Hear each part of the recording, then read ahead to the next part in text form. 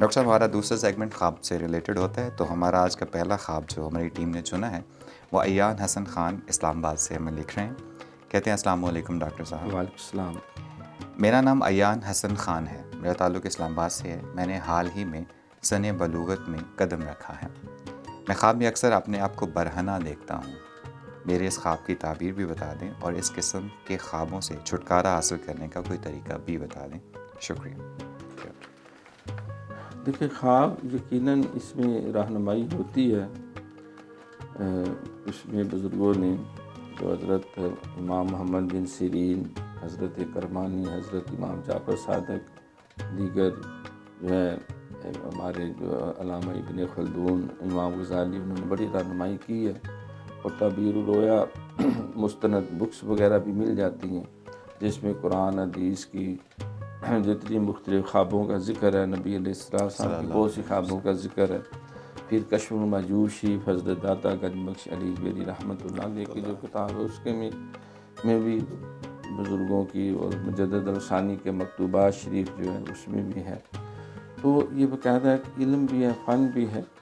جو بے معنی، جھوٹی یا پراگندہ حال خوابیں ہوتی ہیں ان کو 3 حصوں میں تقسیم کیا بزرگوں نے. ایک تو یہ ہے کہ ان کا نام رکھے ہمتی، یعنی جو انسان کا روزگار پیشہ ہے اور جس میں وہ مصروف رہتا ہے، تو اس سے متعلقہ زیادہ تر خوابیں جو ہیں وہ کوئی اتنا مفہوم نہیں رکھتی، کوئی ایسا خاص پیغام. اور دوسری جو ہے وہ علت، بیماری کی وجہ سے بعض کو پیٹ کی خرابی ہے، جسمانی عارض ہے، تو وہ پراگندہ خیالی جو ہے بعض کا تو ہو جاتی ہے. اور تیسری وہ شیطانی خوابیں جس کی طرف ہمارے بیٹے نے بھی ذکر کیا کہ انسان پہ بعض کا غسل جو ہے وہ بھی واجب ہو جاتا ہے. لیکن جو رہنمائی کے لیے ہوتی ہیں وہ خوابیں، ان کو پہلا نام تبشیر کا، وہ بشارت ہوتی ہے. جو فرشتہ خواب جو ہے وہ لوح محفوظ سے اللہ کی اذن سے اس بندے کے لیے جو آنے والی کچھ خوشیاں ہیں، مہربانی ہیں، اللہ کی کرم نوازی ہیں یا واقعات ان سے آگاہ کرتے ہیں. ماشاء اللہ.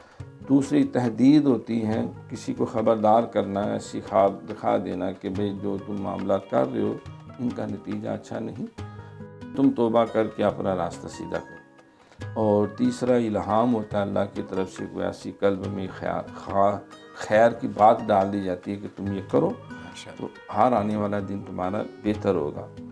تو ویسے خواب کے اندر آپ نے ان کو برہنہ دیکھنا یہ کوئی اچھی علامت نہیں ہے. مطلب یہ دین سے دوری کا بھی سبب اس میں ہو سکتا ہے. کچھ جو ہے وہ بعض کا انسان اخلاقی بے روی کی کیفیت میں بھی چلا جاتا ہے. پھر آج کل تو سچی بات ہے، صورتحال ایسی ہے کہ انسان کا بچنا ہی مشکل ہے. موبائل کھولیں، اس کے اندر کئی ناپسندیدہ یا irrelevant جو ہے وہ تصویریں آ جاتی ہیں، پیغامات آ جاتے ہیں. تو اس وجہ سے بھی بعض کا عمر کے حصے میں انسان کو چیزیں بڑی اٹریکٹیو لگتی ہیں.